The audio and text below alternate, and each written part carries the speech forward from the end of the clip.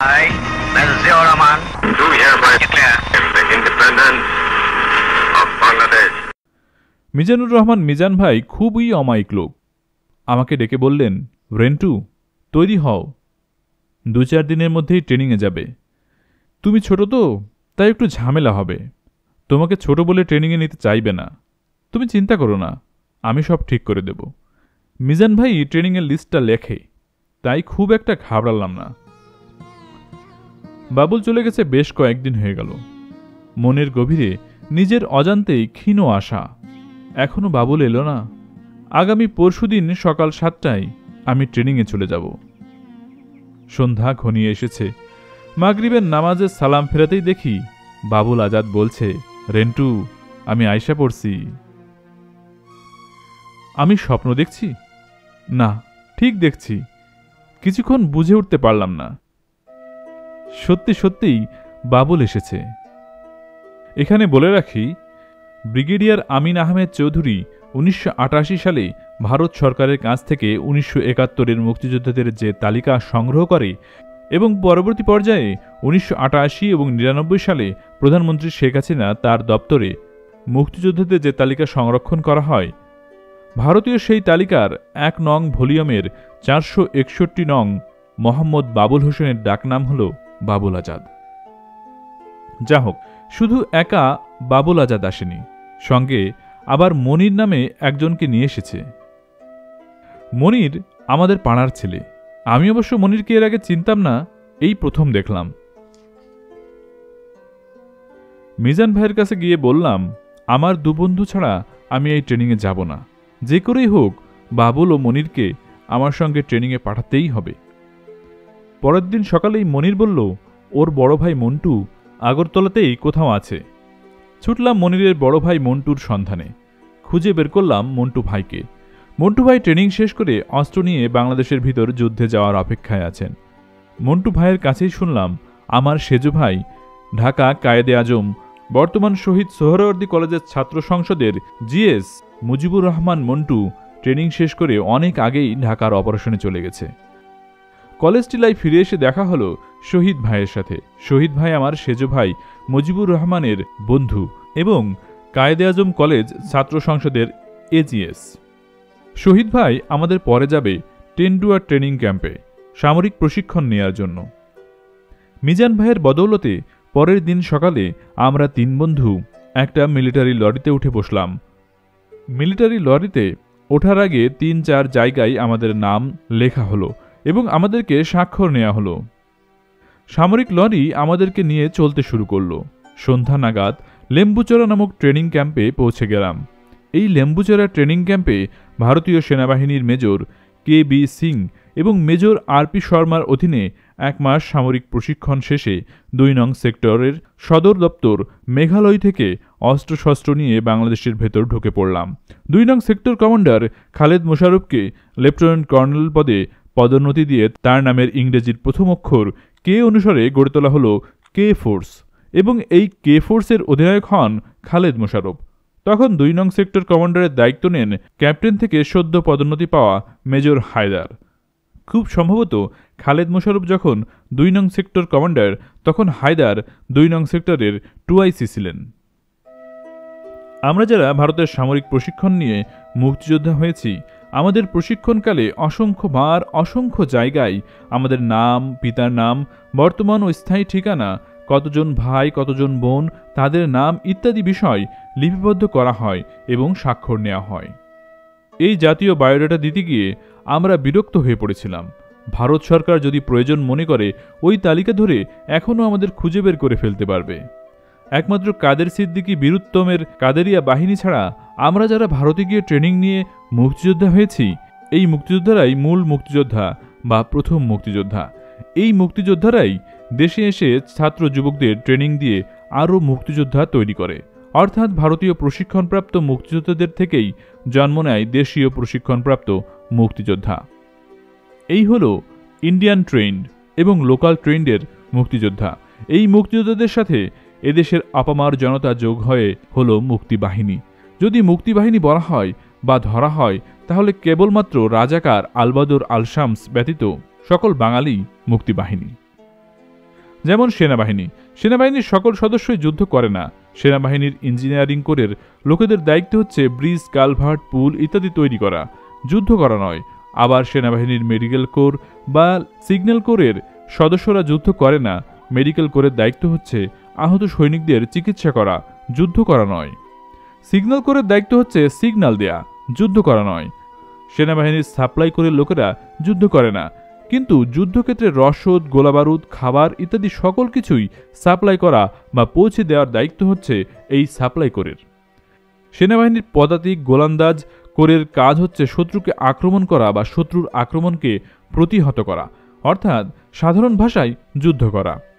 Engineering core, signal core, medical core, supply core ইত্যাদি সকল core মিলেই হয় সেনাবাহিনী। এখন যদি ইঞ্জিনিয়ারিং কোরের লোকেরা ব্রিজ বা পুল না বানিয়ে দেয়, তাহলে সৈনিকেরা নদী পার হতে পারবে না। মেডিকেল কোর চিকিৎসা না দিলে আহত সৈনিক সুস্থ হতে পারবে না। সিগন্যাল কোর সিগন্যাল না দিলে সৈনিকেরা বুঝতে পারবে না। ঠিক তেমনি সাপ্লাই কোর সাপ্লাই না দিলে সৈনিকেরা গোলাবারুদ পাবে না, খাবার পাবে না। যুদ্ধ করতে হলে উল্লিখিত সকল কিছুই চাই। এই সকল কিছুই মিলেই হয় যুদ্ধ। আমাদের মুক্তিযুদ্ধেও সকল কিছুই মিলেই হয়েছে। যেমন নৌকার মাঝি মুক্তিযোদ্ধাদের নদী পার করে দিয়ে ইঞ্জিনিয়ারিং কোরের দায়িত্ব পালন করেছে। গ্রাম্য ডাক্তার বা ঔষধের দোকানদার মুক্তিযোদ্ধাকে চিকিৎসা দিয়ে মেডিকেল কোরের কাজ করেছে। গ্রামের কৃষক পাকিস্তানি সেনাবাহিনীর গতিবিধির খবর মুক্তিযোদ্ধাকে জানিয়ে সিগন্যাল কোরের ভূমিকা পালন করেছে। গ্রামের মা ভাত রেঁধে খাইয়েছেন এবং সাধারণ মানুষ অস্ত্র ও গুলির বোঝা মাথায় করে মুক্তিযোদ্ধাদের পৌঁছে দিয়ে সাপ্লাই কোরের কাজ করেছে। তবেই না কেবল আমরা মুক্তিযোদ্ধারা যুদ্ধ করেছি, আমরা মুক্তিযোদ্ধারা পদাতিক বা গোলন্দাজ কোরের কাজ করেছি। গোটা 7.5 কোটি বাঙালি ইঞ্জিনিয়ারিং, মেডিকেল, সিগন্যাল, সাপ্লাই ইত্যাদি কোরের কাজ করেছে। এই সকল কোরের সমন্বয়ে অর্থাৎ মুক্তিযুদ্ধ জনতার সমন্বয়ে সৃষ্টি হয়েছে মুক্তিবাহিনী। কেবলমাত্র রাজাকার, আলবদর ব্যতীত সকল বাঙালি মুক্তিবাহিনী। পাকিস্তানিরা অবশ্য এই সংজ্ঞায় বিশ্বাস করত, আর এই জন্যই তারা নির্বিচারে বাঙালি হত্যা করেছে।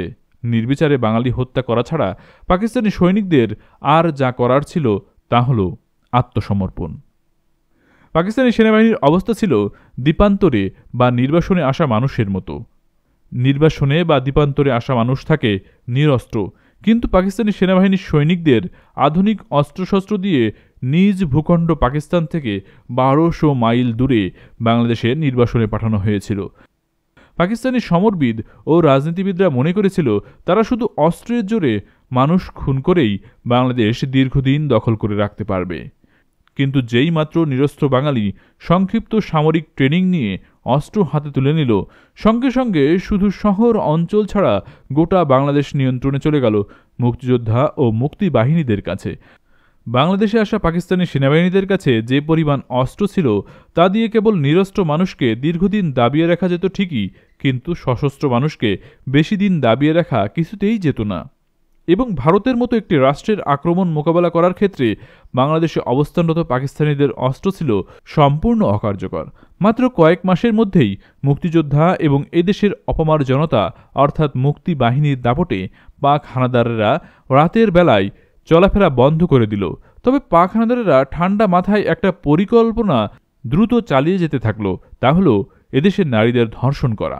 পাকিস্তানিদের নীল নকশাই ছিল এদেশের কিশোরী, যুবতী ও রমণী নির্বিচারে ধর্ষণ করে তাদের পেটে পাকিস্তানিদের সন্তান তৈরি করা, বাঙালি নারীর গর্ভে পাকিস্তানির বংশধর বৃদ্ধি করা এবং পাকিস্তানি এই জারজদের দিয়ে বাংলাদেশকে চিরকাল দখল করে রাখা। পাকিস্তানিরা তাদের পরিকল্পনা বাস্তবায়িত করার জন্য মুষ্টিমেয় হাতে গোনা কতিপয় ঘৃণিত ব্যক্তিকে তাদের দোসর হিসেবে পেল ঠিকই, কিন্তু গোটা বাঙালি জাতি পাকিস্তানিদের চিরদিনের জন্য উপড়ে ফেলার জন্য বদ্ধপরিকর হয়ে গেল। অপরদিকে ভারতের প্রধানমন্ত্রী শ্রীমতী ইন্দিরা গান্ধীর সরকার এবং ভারতের জনগণ বাঙালির জন্য, বাংলাদেশের স্বাধীনতার জন্য তাদের সকল ধরনের সাহায্যের দোয়ার খুলে দিল অকৃপণভাবে। মুক্তিযুদ্ধের মাত্র 9 মাসের মাথায় ভারতের সঙ্গে পাকিস্তানের যুদ্ধ বেঁধে গেল। অপরদিকে মুক্তিযোদ্ধা জনগণ মিলে 7.5 কোটি মুক্তিবাহিনী, তার সাথে যোগ হল ভারতীয় সেনাবাহিনী। মুক্তিবাহিনী আর ভারতীয় বাহিনী মিলেমিশে হল মিত্রবাহিনী। 6 ডিসেম্বর মিত্রবাহিনী সাঁড়াশি আক্রমণ শুরু করল। নির্বাসনে আসা দিশেহারা পাক হানাদার বাহিনী মাত্র 10 দিনের মাথায় 16 ডিসেম্বরে অসহায়ের মতো পরাজয় বরণ করল। 96,000 পাকিস্তানি সৈন্য জেনারেল নিয়াজির নেতৃত্বে 16 ডিসেম্বর 1971 রেসকোর্স ময়দান, বর্তমানে সোহরাওয়ার্দী উদ্যানে আত্মসমর্পণ করল। এই আত্মসমর্পণের ঐতিহাসিক দলিলে আত্মসমর্পণকারীদের পক্ষে পাকিস্তানিদের জেনারেল নিয়াজি স্বাক্ষর করেন এবং ভারতীয় সেনাবাহিনী জেনারেল জগজিৎ সিং আরোরা বিজয়ীদের পক্ষে স্বাক্ষর করেন। বিশ্বের দরবারে প্রতিষ্ঠিত হল স্বাধীন সার্বভৌম বাংলাদেশ। মুক্তিপাগল মানুষ, মুক্তিযোদ্ধা এবং ভারতীয় সেনাবাহিনীদের প্রত্যক্ষ অংশগ্রহণের মাধ্যমে ছিনিয়ে আনল স্বাধীনতার লাল সূর্য। বাঙালি জাতি সশস্ত্র যুদ্ধের মাধ্যমে দেশ স্বাধীন করে 1972 সালের 10 জানুয়ারি শেখ মুজিবুর রহমান স্বাধীন দেশে ফিরিয়ে আনল। স্বাধীন দেশে ফিরে এসে শেখ মুজিবুর রহমান, যার সফল নেতৃত্বে বাংলাদেশ স্বাধীন হয়েছে, বিপ্লবী সরকারের প্রধানমন্ত্রী বা মুজিবনগর সরকারের প্রধানমন্ত্রী তাজউদ্দিন আহমেদকে প্রধানমন্ত্রীর পদ থেকে সরিয়ে নিজে প্রধানমন্ত্রী হন। মুক্তিযোদ্ধাদের কাছ থেকে অস্ত্র জমা নিলেন। মুক্তিযুদ্ধের সময় যে বাঙালিরা পাকিস্তানি সেনাবাহিনীদের অধীনে চাকরি করেছে ও পরাজিত হয়ে মুক্তিযোদ্ধাদের কাছে আত্মসমর্পণ করেছে, সেই পরাজিত প্রশাসনকে পুনরুজ্জীবিত করলেন ও দেশ পরিচালনার দায়িত্বে নিয়োজিত করলেন। আর মুক্তিযোদ্ধারা কে কোথায় গেল তার কোনো খবরই রাখলেন না। শুধু তাই নয়, ভারত সরকারের কাছে মুক্তিযোদ্ধার সম্পূর্ণ তালিকা থাকা সত্ত্বেও সেই তালিকা না এনে নানা জনকে দিয়ে নানা রকমের মুক্তিযোদ্ধার সার্টিফিকেট বিতরণ করলেন। আমার জানা মতে ওই মুক্তিযোদ্ধার সার্টিফিকেটে কোনো প্রকৃত মুক্তিযোদ্ধাকে তো নেয়নি, বরং যারা রাজাকার ছিল, সুবিধাবাদী ছিল, যারা মুক্তিযুদ্ধের ধার দিয়েও হাঁটেনি, তারাই ওই সকল মুক্তিযোদ্ধাদের তালিকাভুক্ত হয়েছে এবং সার্টিফিকেট নিয়েছে। একজন মুক্তিযোদ্ধার জাতির কাছ থেকে কেবলমাত্র সম্মান ব্যতীত আর কিছুই পাওয়ার থাকত না। মুক্তিযোদ্ধারা জাতির গৌরব। ভারত সরকারের কাছ থেকে মুক্তিযোদ্ধাদের পূর্ণাঙ্গ তালিকা নিয়ে আসার সহজ পন্থা গ্রহণ না করে কেন শেখ মুজিবুর রহমান নানান জনকে দিয়ে নানা রকমের তালিকা আর মুক্তিযোদ্ধা সার্টিফিকেট দিয়ে লেজে গোবরে বেহাল অবস্থা করলেন, তা বোধগম্য নয়। মুক্তিযোদ্ধারা থাকবে না, থাকবে দেশ। থাকতে হবে মুক্তিযোদ্ধাদের তালিকা।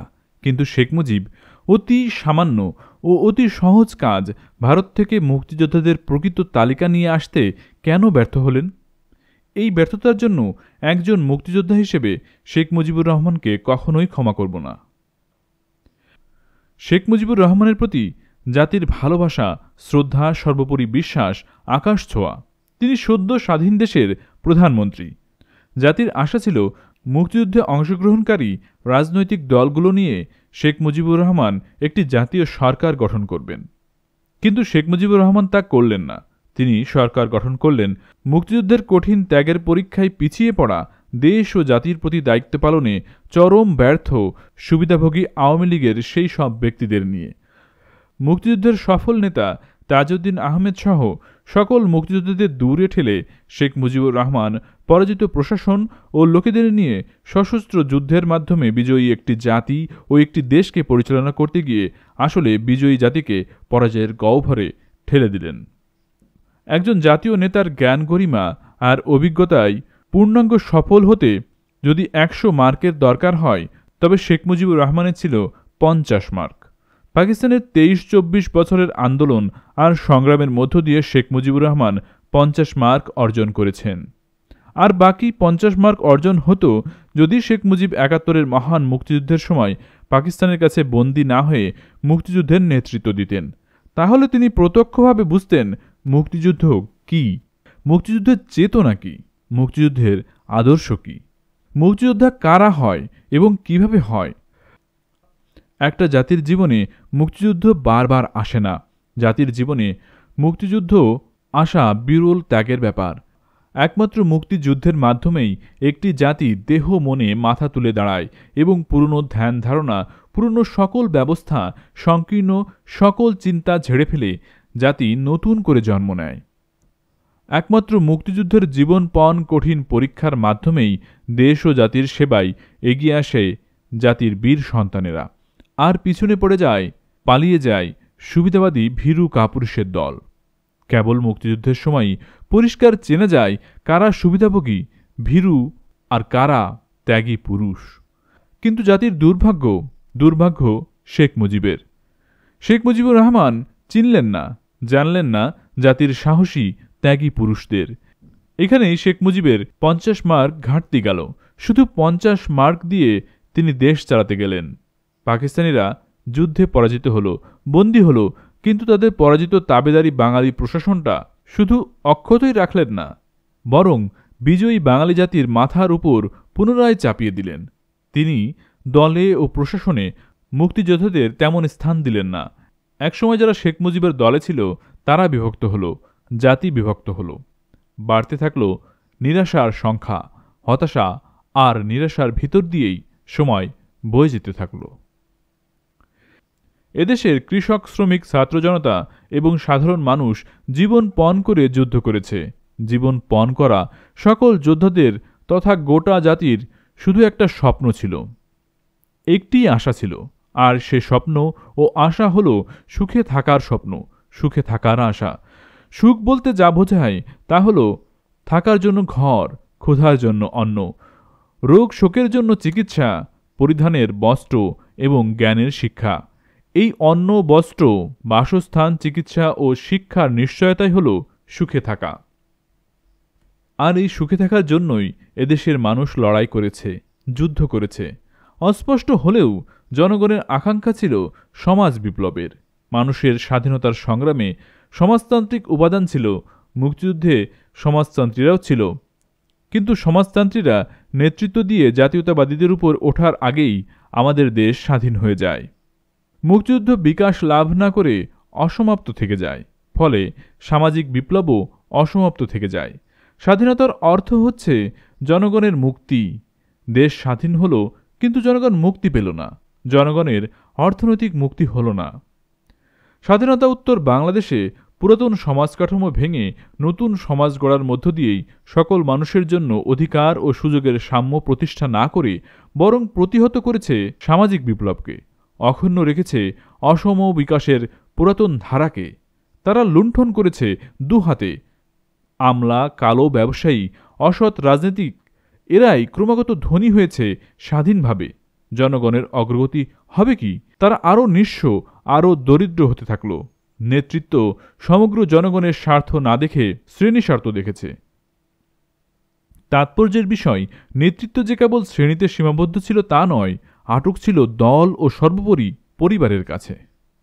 দেশে দুর্ভিক্ষ শুরু হলো, হাজার হাজার মানুষ না খেতে পেয়ে ক্ষুধায় মারা গেল। বৃদ্ধি পেল লুণ্ঠন ও দুর্নীতি। শেখ মুজিবের নেতৃত্ব বিশ্বাসযোগ্যতা হারাতে লাগল।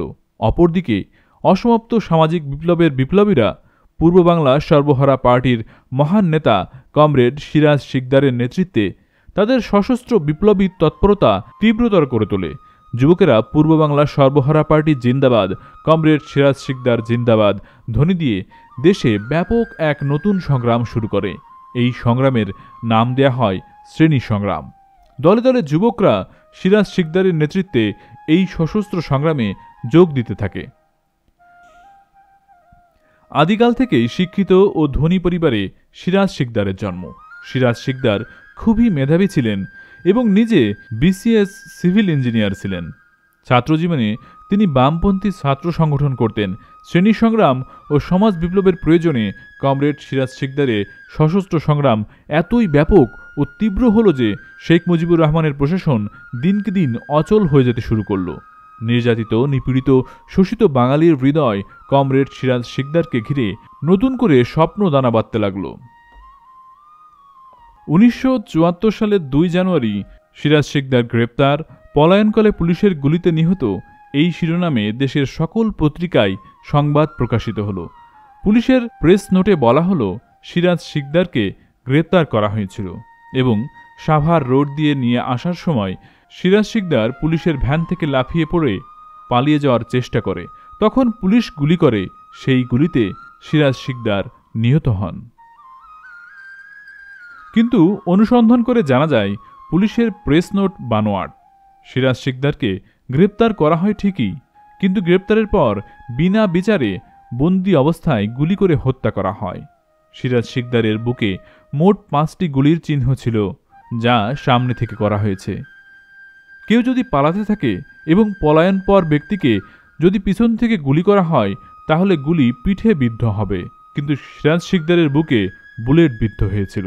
তিনি মেহনতি মানুষের মুক্তির জন্য, শোষকের শোষণ থেকে মানুষের মুক্তির জন্য ব্যক্তিগত সকল ভোগবিলাস, সুযোগ সুবিধা বিসর্জন দিয়ে সর্বহারা শ্রেণীতে মিশে গেলেন। নিপীড়িত, নির্যাতিত, সর্বহারা মানুষের অধিকার প্রতিষ্ঠার জন্য ঘর সংসার, আত্মীয় স্বজন, আরাম আয়েশ ত্যাগ করে সমাজ বিপ্লবে নিজেকে সম্পূর্ণ উৎসর্গ করেছিলেন। মানুষের জন্য এমন উৎসর্গকৃত প্রাণ কমরেড সিরাজ শিকদারকে বিনা বিচারে বন্দি অবস্থায় নির্মম নিষ্ঠুরভাবে হত্যা করার পর শেখ মুজিব পবিত্র পার্লামেন্টে দাঁড়িয়ে দম্ভের সাথে বললেন, আজ কোথায় সিরাজ শিকদার? এই ঘটনার পর শেখ মুজিবের দেশপ্রেম, মহানুভবতা এবং আইন ও বিচারের প্রতি শ্রদ্ধা প্রশ্নের সম্মুখীন হয়ে পড়ল। মানুষ ভাবতে লাগল, শেখ মুজিব যদি একজন দেশপ্রেমিক হন, একজন বীর হন, একজন মহান নেতা হন, তাহলে কি করে আর একজন দেশপ্রেমিক, আর একজন বীরকে, আর একজন সর্বত্যাগী মহান নেতাকে বিনা বিচারে বন্দিশালায় গুলি করে হত্যা করতে পারেন? আবার জঘন্য অন্যায় ও কলঙ্কের কথা পবিত্র পার্লামেন্টে দম্ভের সাথে কি করে বলতে পারেন? 1975 সালে শেখ মুজিব প্রধানমন্ত্রী থেকে রাষ্ট্রপতি হলেন। দেশের সকল রাজনৈতিক দল নিষিদ্ধ ঘোষণা করলেন এবং প্রতিষ্ঠিত করলেন একদলীয় বাকশালী শাসন ব্যবস্থা। শেখ মুজিবের বাকশাল ছাড়া কেউ অন্য দল করতে পারবে না। সরকার নিয়ন্ত্রিত 4টি সংবাদপত্র ছাড়া দেশের অন্য সকল সংবাদপত্র নিষিদ্ধ ঘোষণা করা হলো। জাতির বিভক্তি গেল না, আশা নিরাশার মিশ্র প্রতিক্রিয়া বইতে লাগল। 1975 সালের 7 জুন বহু মানুষ, বহু পেশাজীবী সংগঠন শেখ মুজিবুর রহমানকে বাকশাল করার জন্য প্রবল বর্ষণ উপেক্ষা করে অভিবাদন জানাল। সরকারি মালিকানায় নেয়া দৈনিক ইত্তেফাক সহ 4টি পত্রিকা ছাড়া বাকি সকল সংবাদপত্র নিষিদ্ধ। শেখ মুজিবের নেয়া নতুন একদলীয় রাজনৈতিক, অর্থনৈতিক, প্রশাসনিক ব্যবস্থা সম্পর্কে রাজনীতিবিদ, সাহিত্যিক, সাংবাদিক, সামরিক বেসামরিক ব্যক্তিসহ দেশের সকল নাগরিকেরই কিছু বলার সুযোগ থাকল না। সর্বত্রই নিস্তব্ধতা। 15 আগস্ট 1975 সাল। ফজরের আজানের পর কাক ঢাকা ভরে রেডিওতে মেজর ডালিমের কণ্ঠ। আমি মেজর ডালিম বলছি, স্বৈরাচারী শেখ মুজিবকে হত্যা করা হয়েছে। সেনাবাহিনী ক্ষমতা দখল করেছে। অনির্দিষ্টকালের জন্য কারফিউ ঘোষণা করা হয়েছে। এরপর দ্বিতীয়বার ঘোষণা করা হলো শেখ মুজিব ও তার স্বৈরাচারী সরকারকে উৎখাত করে খন্দকার মোশতাক আহমেদের নেতৃত্বে সামরিক বাহিনী ক্ষমতা দখল করেছে এবং কারফিউ জারি করেছে। সহকর্মী হিসেবে শেখ মুজিব যাদের দীর্ঘদিন কাছে ও পাশে রেখেছেন, সেই সকল আওয়ামী লীগ নেতা নীরব ও নিশ্চুপ থেকেছেন। সামান্য সংখ্যক কিছু ছাত্রলীগের তরুণ নেতৃত্বস্থানীয় কর্মীরা আওয়ামী লীগের নেতাদের সাথে যোগাযোগ করলে তারা সবাই চুপচাপ থাকার এবং অপেক্ষা করার ও দেখার পরামর্শ ও নির্দেশ দেন। নেতাদের ইংরেজিতে একটা কমন ডায়লগ ছিল, যা কোনো কোনো ক্ষেত্রে নির্দেশ হিসেবেও মান্য হয়েছে। এই ডায়লগটি হল, ওয়েট অ্যান্ড সি। 75-এর 15 আগস্ট শেখ মুজিব হত্যার পর আওয়ামী নেতাদের ওয়েট অ্যান্ড সি এর রাজনীতি শুরু হয়। ছাত্র নেতৃকর্মীদের খুবই সামান্য একটা অংশ ওয়েট অ্যান্ড সি রাজনীতি প্রত্যাখ্যান করে অনুল্লেখ্যযোগ্য কর্মতৎপরতা শুরু করে এবং এই তৎপরতা মূলত শুধু ঢাকা বিশ্ববিদ্যালয়েই সীমাবদ্ধ। এই কর্মতৎপরতায় অংশগ্রহণকারীদের মধ্যে উল্লেখযোগ্য ছিলেন বর্তমান কমিউনিস্ট পার্টির সাধারণ সম্পাদক মুজাহিদুল ইসলাম সেলিম। 15 আগস্টে শেখ মুজিবুর রহমানকে হত্যা করার পর হত্যার সমর্থনে আনন্দ উল্লাস করে রাজপথে কোনো মিছিল হয়নি। আবার হত্যার বিপক্ষেও কোনো শোকসভা, শোক মিছিল এবং প্রতিবাদ মিছিলও হয়নি। বলা যায়, শেখ মুজিব হত্যাকাণ্ডের পিছনে প্রায় সকল সামরিক এবং বেসামরিক নেতৃত্বের সমর্থন জুগিয়েছিল। অন্তত একথা সহজেই বলা যাবে যে সকলেই নীরবে এ হত্যা মেনে নিয়েছিল, কেবলমাত্র ব্যতিক্রমী কাদের সিদ্দিকী। মুক্তিযুদ্ধের কিংবদন্তি কাদের সিদ্দিকী শেখ মুজিব হত্যার প্রতিবাদে 1971-এ মুক্তিযুদ্ধের ন্যায় আবারও সশস্ত্র যুদ্ধ শুরু করে। শেখ মুজিব হত্যাকাণ্ডের পর আওয়ামী লীগের নেতারা এবং শেখ মুজিবের মন্ত্রিসভার সদস্যরাই খন্দকার মোশতাক আহমেদের নেতৃত্বে মন্ত্রিসভা গঠন করে। খন্দকার মোশতাক আহমেদ শেখ মুজিবের স্থলাভিষিক্ত হন। খন্দকার মোশতাক আহমেদ ছিলেন শেখ মুজিবুর রহমানের মন্ত্রিসভার বাণিজ্যমন্ত্রী। বাণিজ্যমন্ত্রী মোশতাক আহমেদের রাষ্ট্রপতি হওয়ার সাংবিধানিক কোনো বৈধতা ছিল না। খন্দকারের মোশতাকের রাষ্ট্রপতি হওয়া সাংবিধানিকভাবে সম্পূর্ণ অবৈধ ছিল। তবুও দেশের নতুন রাষ্ট্রপতি হন মোশতাক আহমেদ এবং তার নেতৃত্বেই মন্ত্রিসভায় যোগদান করেন বর্তমান শেখ হাসিনার মন্ত্রিসভার সদস্য আবুল হাসান চৌধুরীর পিতা সাবেক রাষ্ট্রপতি আবু সাঈদ চৌধুরী। শেখ হাসিনার আওয়ামী লীগ সভাপতি মণ্ডলীর সদস্য এবং এমপি আব্দুল মান্নান সহ শেখ মুজিবের মন্ত্রিসভার অনেক মন্ত্রী। খন্দকার মোশতাক আহমেদের রাষ্ট্রপতি হওয়া সাংবিধানিকভাবে কোনো বৈধতা না থাকা সত্ত্বেও অবৈধভাবে খন্দকার মোশতাক আহমেদকে রাষ্ট্রপতি হিসেবে শপথ বাক্য পাঠ করান সুপ্রিম কোর্টের অস্থায়ী প্রধান বিচারপতি এ.বি. মাহমুদ হোসেন। এছাড়াও মুক্তিযুদ্ধের বীর সেনানী বঙ্গবীর জেনারেল এম.ই.জি. ওসমানী খন্দকার মোশতাকের সামরিক উপদেষ্টা হন।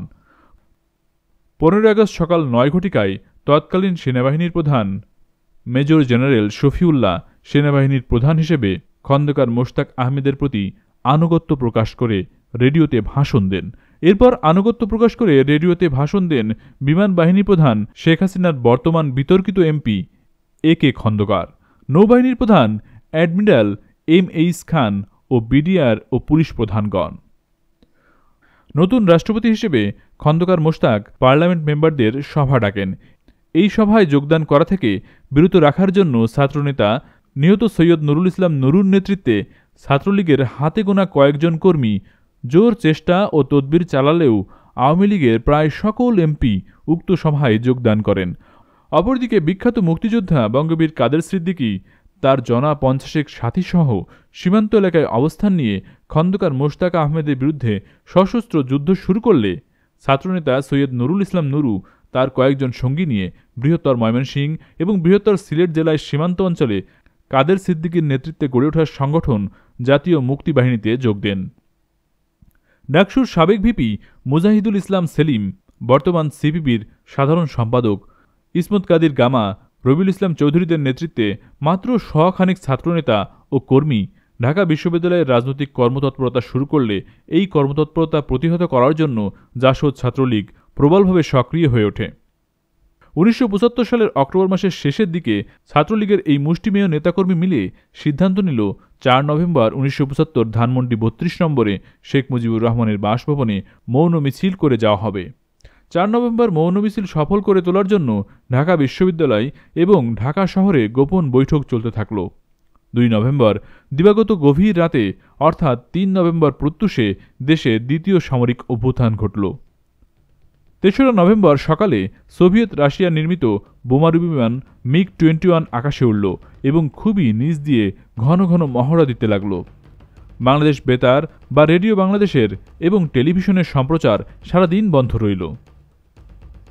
বোমারু বিমানের নিচ দিয়ে ঘন ঘন মহড়া দেয়া এবং রেডিও বন্ধ থাকায় দেশে যে দ্বিতীয়বার সামরিক অভ্যুত্থান হয়েছে এটা স্পষ্ট বোঝা গেল এবং এটাও স্পষ্ট বোঝা গেল যে এই দ্বিতীয় সামরিক অভ্যুত্থানে জয় পরাজয়ের কোনো নিশ্চিত ফলাফল এখনও হয়নি, কোনো পক্ষই এখনও নিশ্চিত বিজয়ী হয়নি। আর এজন্যই বোমারু মিগ-21 বারবার নিচে ড্রাইভ দিয়ে প্রতিপক্ষকে বোমা মারার হুমকি দিচ্ছে এবং বেতার ও রেডিও বন্ধ রয়েছে। বোমারু বিমান বোমা মারার হুমকি দিচ্ছে কিন্তু বোমা মারছে না। এ থেকে বোঝা যাচ্ছে দুই পক্ষের সাথেই আলোচনা চলছে, আর সেজন্যই যুদ্ধবিমান আক্রমণের মহড়া দিচ্ছে কিন্তু আক্রমণ করছে না। রাতে হঠাৎ টেলিভিশন সম্প্রচার শুরু করল, কিন্তু অভ্যুত্থান সম্পর্কে কোনো কিছুই বলা হলো না। 4 নভেম্বর সকালবেলা পূর্ব নির্ধারিত কর্মসূচি অনুযায়ী মৌন মিছিলের প্রস্তুতি নিয়ে সপাচেক ছাত্র জনতা বিশ্ববিদ্যালয়ের বটতলায় সমবেত হল। সমবেত ছাত্র জনতা বিচ্ছিন্নভাবে সামরিক অভ্যুত্থান নিয়ে আলোচনা শুরু করল। এদের অধিকাংশরই ধারণা সেনাবাহিনীর নতুন প্রধান মুক্তিযুদ্ধের ঘোষণাকারী মেজর জেনারেল জিয়াউর রহমান অভ্যুত্থান করেছেন। মুক্তিযুদ্ধের ঘোষক হিসেবে সাধারণ মানুষের কাছে জেনারেল জিয়ার একটা পরিচিতি ছিল এবং গ্রহণযোগ্যতা ছিল, তাই অনেকেই মনে করেছে জেনারেল জিয়াউর রহমানের নেতৃত্বেই সামরিক অভ্যুত্থান হয়েছে। অবশ্য কেউ কেউ বলল ব্রিগেডিয়ার খালেদ মোশাররফ অভ্যুত্থান করেছেন। অভ্যুত্থানের নেতৃত্বে কে দিয়েছেন তা পুরোপুরি নিশ্চিত না হয়ে গেলেও একটা বিষয়ে নিশ্চিত হওয়া গেছে যে 15ই আগস্টে অভ্যুত্থান করে শেখ মুজিবকে যারা হত্যা করেছে তারা এখন আর ক্ষমতায় নেই এবং তারা দেশ ত্যাগ করেছে। ইতিমধ্যে আরও কয়েকজন লোক সমবেত হয়ে যোগ দিয়েছে। 700-800 জন লোক নিয়ে মৌন মিছিল শুরু হলো। মৌন মিছিল ধানমন্ডি 32 নম্বরে শেখ মুজিবুর রহমানের বাসভবন অভিমুখে যাত্রা করল। পলাশীর মোড়ে পুলিশ প্রথম বাধা দিল। পুলিশ বলছে, মিছিল নিষিদ্ধ, আপনারা মিছিল করবেন না। কে মিছিল নিষিদ্ধ করেছে জিজ্ঞাসা করলে পুলিশ কোনো উত্তর দিতে পারেনি। পুলিশ বলেছে, আপনারা একটু অপেক্ষা করুন, আমরা ঊর্ধ্বতন কর্তৃপক্ষের কাছে জেনে নিই। কিন্তু মিছিল থামল না, মিছিল চলতে থাকল। পুলিশও কামকাওয়াস্তে হালকা পাতলা বাধা দিতে লাগল, কিন্তু প্রকৃত অর্থে পুলিশি বাধা বলতে যা বোঝায় তা পুলিশ মোটেই দেয়নি। আসলে পুলিশও জানত না কারা এখন দেশের ক্ষমতায় আছে, দেশে কি হচ্ছে, পুলিশের করণীয়ই বা কী। পুলিশ অনেকটা কিংকর্তব্য বিমূঢ় ছিল। নিঃশব্দ মৌন মিছিল সায়েন্স ল্যাবরেটরির মোড় পার হয়ে কলাবাগানের দিকে যেতে থাকলে এদিকে পাহারায় থাকা সেনাবাহিনীর 10-12 জন সৈন্য মিছিলের দিকে এগিয়ে এল। সৈন্যদের মিছিলের দিকে এগিয়ে আসতে দেখে বেশ কিছু মিছিলকারী মিছিল ত্যাগ করে আশেপাশে সরে পড়ল। সৈন্যরা মিছিলের দিকে এগিয়ে এলো ঠিকই, কিন্তু মিছিলে বাধা দান বা সমর্থন কোনো কিছুই করল না, শুধু তাকিয়ে তাকিয়ে দেখতে লাগল। তবে সৈন্যদের তাকানোর ভঙ্গিটা বিরূপ ছিল। তারা বাঁকা চোখেই মিছিলকে দেখছে এবং মনে হয়েছে দ্বিতীয় সামরিক অভ্যুত্থান ও সৈন্যদের করণীয় সম্পর্কে তারাও নিশ্চিত নয়।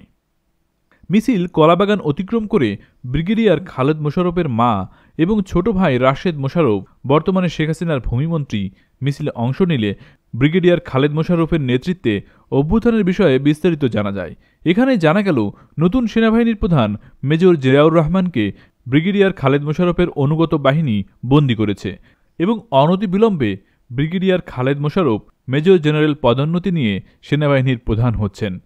মিছিল ধানমন্ডি 32 নম্বরের বঙ্গবন্ধু ভবনের গেটে গিয়ে বিকাল 3টায় বিশ্ববিদ্যালয়ের জামায়াত এবং বিক্ষোভ মিছিলের কর্মসূচি দিয়ে শেষ হয়।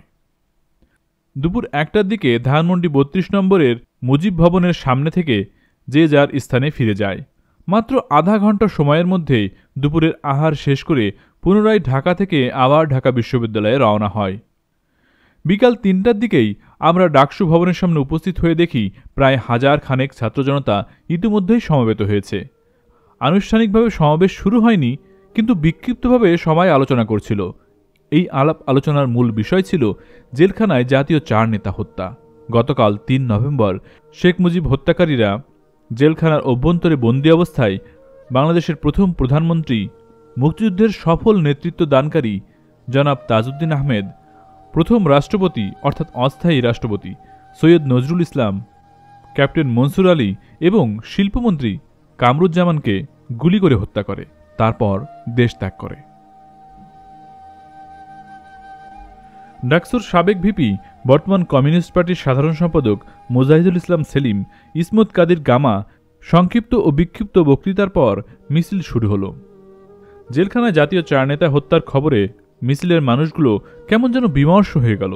মিছিলটা পুরো ঢাকার দিকে এগিয়ে যেতে লাগলো, কিন্তু মিছিলের গতি প্রকৃতিটাই এমনই হলো যে এটা না হলো বিক্ষোভ মিছিল, না হলো মৌন মিছিল। মিছিলটা পুরাতন শহর দিয়ে নাজিমুদ্দিন রোডের সেন্ট্রাল জেলের সামনে দিয়ে সন্ধ্যার দিকে ঢাকা বিশ্ববিদ্যালয়ের জহুরুল হক হলের মাঠে এসে শেষ হলো। এখানে মুজাহিদুল ইসলাম সেলিম আগামী 5 নভেম্বর শোকসভা কর্মসূচির ঘোষণা করে পাড়ায় মহল্লায় মিছিল ও পথসভা করার নির্দেশ দিলেন।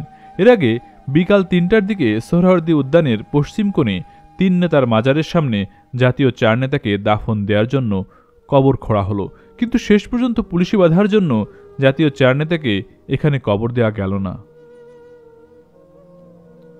আমরা 10-11 জন মিছিল করতে করতে আমাদের মহল্লায় ফিরে এলাম। তখন রাত 8টা হবে। মহল্লায় এসে পরিচিত মাইকের দোকান থেকে, মাইক ও গ্যারেজ থেকে রিক্সা নিয়ে মাইকে বেঁধে মিছিল ও পথসভা করতে লাগলাম। পথসভা ও মিছিলে জাতীয় 4 নেতা হত্যার প্রতিবাদে আগামীকাল শোকসভার ঘোষণা দিতে থাকলাম। পথসভা ও মিছিলে জনতা তো অংশগ্রহণ করলই না, এমনকি আওয়ামী লীগের নেতাকর্মীরাও অংশগ্রহণ করল না। আমরা 10-11 জন ছাত্র নেতাকর্মী সারাটা পুরাতন শহরের যতটা এলাকা সম্ভব মিছিল আর পথসভা করতে থাকলাম। রাত 11টার দিকে শ্যামবাজার এলাকায় মিছিল নিয়ে এলে সূত্রাপুর থানার পুলিশ রাস্তার দুই দিক থেকে ঘেরাও করে আমাদের বেধড়ক লাঠিপেটা করে রিকশা ও মাইক ছিনিয়ে নিয়ে যায়। পুলিশের এই হামলায় গুরুতর আহত হয় ছাত্র ইউনিয়ন নেতা, বর্তমান সরকারি আমলা খন্দকার শওকত হোসেন এবং কবি নজরুল ইসলাম কলেজের তুখোড় ছাত্রনেতা, সৎ ও প্রতিবাদী ব্যক্তিত্ব, বিএনপি সরকার কর্তৃক মনোনীত ৭৯ নম্বর ওয়ার্ড চেয়ারম্যান, বর্তমান জাতীয়তাবাদী দলের ৭৯ নম্বর ওয়ার্ড সভাপতি জননেতা মোহাম্মদ ফরিদ উদ্দিন। আমরা সবাই পালিয়ে গেলাম। রাতে কেউই বাসায় থাকলাম না, কিন্তু রিকশাওয়ালা, রিকশার মালিক, মাইকওয়ালা এরা সবাই আমার বাসায় এসে রিকশা আর মাইক দাবি করে বসে রইল। পরদিন সকালে টাকা পয়সা দিয়ে থানায় লোক পাঠানো হলো রিকশা আর মাইক ছাড়ানোর জন্য, কিন্তু থানা পুলিশ কিছুতেই মাইক আর রিকশা ছাড়ল না। ৩ নভেম্বর ব্রিগেডিয়ার জেনারেল খালেদ মোশাররফের নেতৃত্বে সংঘটিত দ্বিতীয় সামরিক অভ্যুত্থানে শেখ মুজিবুর রহমানের হত্যাকারীরা দেশ থেকে পালিয়ে গেলেও যার নেতৃত্বে শেখ মুজিবুর রহমান হত্যা করা হলো এবং যিনি সংবিধান বহির্ভূত অবৈধ পন্থায় দেশের রাষ্ট্রপতি হয়ে বসলেন, সেই খন্দকার মোশতাক আহমেদ ঠিকই রাষ্ট্রপতি পদে বহাল থাকলেন। সংবিধান বহির্ভূত পন্থায় রাষ্ট্রপতি পদে অধিষ্ঠিত খন্দকার মোশতাক আহমেদের কাছ থেকে ৫ নভেম্বর ১৯৭৫ ব্রিগেডিয়ার খালেদ মোশাররফ পদোন্নতি নিয়ে মেজর জেনারেল হন এবং সেই সাথে মুক্তিযুদ্ধের ঘোষক মেজর জেনারেল জিয়াউর রহমানকে সেনাবাহিনীর প্রধানের পদ থেকে সরিয়ে দিয়ে নিজেই সেনাবাহিনীর প্রধান পদে অধিষ্ঠিত হন। বিমান বাহিনী ও নৌবাহিনীর প্রধানগণ খালেদ মোশাররফকে মেজর জেনারেল ও সেনাবাহিনীর প্রধানের ব্যাচ পরিয়ে দিচ্ছেন, এই ছবি পত্রপত্রিকায় প্রকাশিত হয়। ৫ নভেম্বর বিশ্ববিদ্যালয় এলাকায় সপাচেক ছাত্র জনতা সমবেত হলেও নেতৃত্বের অভাবে ও জাসদ ছাত্রলীগের দাপটের কারণে ৪ নভেম্বর ঘোষিত ৫ নভেম্বরের শোকসভা অনুষ্ঠিত হয়নি। দেশের সর্বশেষ রাজনৈতিক পরিস্থিতি সম্পর্কে অস্পষ্টতা এবং আতঙ্ক নিয়ে বিক্ষিপ্ত কথাবার্তা আর মিছিলের চেষ্টার মধ্য দিয়ে ৫ নভেম্বরের দিন শেষ হয়ে গেলে সন্ধ্যায় আমরা পুরান ঢাকায় ফিরে আসি এবং সরকারি কবি নজরুল কলেজের শহীদ শামসুল আলম ছাত্রাবাসে ছাত্রদের নিয়ে ছাত্র সভা করি। পরদিনই ৬ নভেম্বর সকালে পুরান ঢাকা থেকে যথারীতি আমরা ১০-১১ জন মিছিল নিয়ে আবারও ঢাকা বিশ্ববিদ্যালয়ে সমবেত হলে খন্দকার মোশতাক আহমেদকে রাষ্ট্রপতি পদ থেকে সরিয়ে সুপ্রিম কোর্টের প্রধান বিচারপতি আবু সাদাত মোহাম্মদ সায়েমকে রাষ্ট্রপতি করা হয়। আওয়ামী লীগের পার্লামেন্ট ভেঙে দেয়া, সামরিক আইন জারি করা এবং সেনাবাহিনীর প্রধান হিসেবে মেজর জেনারেল খালেদ মোশাররফের প্রধান সামরিক প্রশাসক হওয়া সহ ইত্যাদি বিষয় সম্পর্কে বিস্তারিত শোনা যায় এবং এই দিনেও আমাদের মিছিল ও আলোচনার কোনো আনুষ্ঠানিকতা ছিল না, সবই ছিল বিক্ষিপ্ত এবং বিচ্ছিন্ন। সন্ধ্যা নাগাদ আমরা পুরান ঢাকায় ফিরে আসি। নেতৃত্বের কোথাও কেউ নেই, সব কেমন যেন শূন্য ও ফাঁকা। দেশে আরও সাংঘাতিক বড় ধরনের কি যেন হতে যাচ্ছে তা অনুভব করা যায়, উপলব্ধি করা যায়, কিন্তু পরিষ্কার বোঝা যায় না। আওয়ামী বাকশালী নেতারা সব কে যে কি করছে বা কোথায় পালিয়ে গেছে তাও বোঝা যায় না। ছাত্র নেতাদের মধ্যে শেখ মুজিবের ভাগ্নে শেখ শহীদ অনেকটা পাতানো গৃহবন্দী বলেই মনে হচ্ছে। ইসমত কাদির গামার ততটা বুদ্ধিশুদ্ধি নেই, তবে কিছু করার চেষ্টায় আছেন। রবিউল ইসলাম চৌধুরী আছেন, সব সময়ই আছেন, বলতে গেলে সেই এখন সবচাইতে বড় নেতা। ডাকসুর সাবেক ভিপি ছাত্র ইউনিয়ন নেতা মুজাহিদুল ইসলাম সেলিম হলেন কিছু একটা করার চেষ্টাকারীদের মূল নেতা। ছাত্রনেতা সৈয়দ নূর কাদের সিদ্দিকীর সঙ্গে যোগ দিয়েছেন। আগামীকাল যথারীতি বিশ্ববিদ্যালয়ে যাওয়া ছাড়া আমাদের কোনো কর্মসূচি নেই। রাত যখন গভীর হল ১:৩০ বাজে, ঘড়ির সময় অনুযায়ী ৭ নভেম্বর গভীর রাতে হঠাৎ গোলাগুলির আওয়াজ শোনা যেতে লাগল। রাত যতই বাড়তে লাগল, গুলির আওয়াজও ততই বাড়তে লাগল। গুলির আওয়াজে মনে হতে লাগল এ যেন ২৫শে মার্চ ১৯৭১-এর মতোই এক কালো রাত। ২৫ মার্চ ১৯৭১-এর পাকিস্তানি হানাদার বাহিনী নিরস্ত্র ঘুমন্ত বাঙালিকে নির্বিচারে গুলি করে হত্যা করেছে, কিন্তু আজকের গুলি কারা করছে, কেন করছে, কার বিরুদ্ধে করছে কিছুই বোঝা যাচ্ছে না। ৭ নভেম্বর ভোর না হতেই দেখা গেল সেনাবাহিনীর সিপাহীরা আকাশপানে গুলি করতে করতে রাস্তা দিয়ে পায়ে হেঁটে, গাড়িতে চড়ে যে যেভাবে খুশি ঘুরে বেড়াচ্ছে। আর এই সেনা সিপাহীদের সাথে স্বতঃস্ফূর্তভাবে জনগণের একটা অংশ যোগ দিয়েছে। সিপাহী জনতা রাজপথে মিছিল করছে আর আকাশের দিকে গুলি ছুড়ছে, স্লোগান দিচ্ছে। সিপাহী জনতার এই মিছিল থেকে নানা ধরনের স্লোগান শোনা গেল। কোনো মিছিল থেকে স্লোগান এলো মোস্তাক জিয়া জিন্দাবাদ, মুসলিম বাংলা জিন্দাবাদ। কোনো মিছিল থেকে স্লোগান উঠল, কর্নেল তাহের জিন্দাবাদ, তাহের জিয়া ভাই ভাই, গণবাহিনী জিন্দাবাদ, সিপাহী জনতা ভাই ভাই ইত্যাদি নানা ধরনের স্লোগান দিতে শোনা গেল সিপাহী জনতার মিছিল থেকে। এই সিপাহী জনতার সামনে কোনো সুস্পষ্ট লক্ষ্য বা পরিষ্কার কোনো ধারণা ছিল না, তা বোঝাই যাচ্ছিল। এবং এই সিপাহী জনতার বিদ্রোহ কোনো একক কৃতিত্ব বা নিয়ন্ত্রণ ছিল না, তাও বোঝা যাচ্ছিল। তবে এই সিপাহী জনতার বিদ্রোহ যে আওয়ামী বাকশালী এবং শেখ মুজিবের অনুসারীদের বিরুদ্ধে তা নিশ্চিত ছিল। এই মিছিলকারী সিপাহী জনতা আওয়ামী বাকশালী বা শেখ মুজিবের অনুসারীদের দেখা মাত্র যে মেরে ফেলত, তাতে কোনোই সন্দেহ ছিল না। ভারতে পলায়ন। 7 নভেম্বরের সিপাহী বিপ্লব ছিল শেখ মুজিবুর রহমান, আওয়ামী বাকশালী ও ভারতের বিরুদ্ধে বিদ্রোহ। সাধারণ সিপাহী জনতা এই বিপ্লবে স্বাধীনতার ঘোষক জিয়াউর রহমানকেই নেতা মনে করেছে। 1975 সালের 15 আগস্ট শেখ মুজিব হত্যাকাণ্ডের পর আওয়ামী বাকশালীরা বা শেখ মুজিবের অনুসারীরা কে কোথায় লাপাত্তা হয়ে গেল তার কোনো হদিস পাওয়া গেল না। অবশ্য আওয়ামী বাকশালী নেতাদের একটা বিরাট অংশ শেখ মুজিব হত্যাকারীদের সাথে হাত মেলাল এবং হত্যাকারীদের নেতা খন্দকার মোশতাক আহমেদের নেতৃত্বে সরকার গঠন করল। আর আমরা গুটি কয়েক ছাত্র নেতাকর্মী রাজনৈতিক তৎপরতা চালাবার বা মুজিব হত্যার প্রতিবাদ করার চেষ্টা করছিলাম। তারা 1975-এর 7 নভেম্বর বিক্ষুব্ধ সিপাহী জনতার বিদ্রোহ দেখে ভয়ে পালিয়ে দেশ ত্যাগ করলাম। ছাত্রনেতা রবিউল আল চৌধুরী, বর্তমানে সরকারি আমলা এবং প্রধানমন্ত্রী শেখ হাসিনার পিএস মুক্তাদির চৌধুরীর নেতৃত্বে আমরা 10 জন ছাত্র নেতাকর্মী কুমিল্লার লাকসাম কসবা দিয়ে পালিয়ে ভারতের ত্রিপুরা রাজ্যের রাজধানী আগরতলায় গিয়ে উঠলাম। 1971-এর মুক্তিযুদ্ধের সময় আগরতলা ছিল 2 নং সেক্টর। আমরা যারা 2 নং সেক্টরের মুক্তিযোদ্ধা ছিলাম, তাদের কাছে আগরতলা ছিল পূর্ব পরিচিত শহর। এমবিবি অর্থাৎ মহারাজা বীর বিক্রম কলেজের ভিপি সঞ্জয় পালের বাড়িতে আমরা সবাই উঠলাম। সঞ্জয় পালের কাছ থেকে শুনলাম, শেখ মুজিবের আমলে আওয়ামী লীগের 3য় 4র্থ সারির নেতা, পরবর্তীকালে আওয়ামী লীগের কেন্দ্রীয় নেতা এবং শেখ হাসিনার আমলে কিছুই না এস.এম. ইউসুফ আগরতলা থেকে কলকাতায় চলে গেছেন এবং যাওয়ার সময় বলে গেছেন তিনি কিছুদিনের মধ্যেই আবার আগরতলায় আসবেন। অন্যদিকে সাবেক ডাকসুর ভিপি, বর্তমান কমিউনিস্ট পার্টির সাধারণ সম্পাদক মুজাহিদুল ইসলাম সেলিম, সাবেক মুজিব বাহিনীর নেতা, আওয়ামী যুবলীগের সাবেক চেয়ারম্যান, বর্তমান গণফোরামের কেন্দ্রীয় নেতা মোস্তফা মহসিন মন্টু, সাবেক ছাত্রনেতা শাহ মোহাম্মদ আবু জাফর, ইসমত কাদির গামা, শেখ মুজিবের মন্ত্রী মোল্লা জালালের ছেলে সাবেক ছাত্রনেতা রুমি, কবি নজরুল ইসলাম কলেজের তুখোড় ছাত্রনেতা মোহাম্মদ ফরিদ উদ্দিন, শেখ হাসিনার তথ্য প্রতিমন্ত্রী আবু সাইদ, রাজনৈতিক উপদেষ্টা ডাক্তার এস.এম. মালেক সহ শতিনিক নেতাকর্মী পশ্চিমবাংলার রাজধানী কলকাতায় পালিয়ে যায়। বলা যায়, না বুঝে না শুনে আমরা দেশত্যাগ করে ভারতে পালিয়ে যাই, যা ছিল নাবালক সুলভ রাজনৈতিক অনভিজ্ঞতা। আমার ধারণা, দেশত্যাগ করে ভারতে যাওয়া আমাদের সংখ্যা 1000-3-এর বেশি হবে না। তবে দেশ থেকে পালিয়ে ভারতের বিভিন্ন জায়গায় আশ্রয় নেওয়া 1000-3 নেতাকর্মীর উদ্দেশ্য ছিল একটাই, আর সেই উদ্দেশ্য হচ্ছে ভারত সরকারের কাছ থেকে সাহায্য সহযোগিতা নিয়ে 1971-এর মুক্তিযুদ্ধের মতো রাজনৈতিক ও সামরিক তৎপরতা চালানো। কিন্তু ভারতের প্রধানমন্ত্রী ইন্দিরা গান্ধীর সরকার আমাদের সাহায্য করা তো দূরে থাক, পাত্তাই দেয়নি।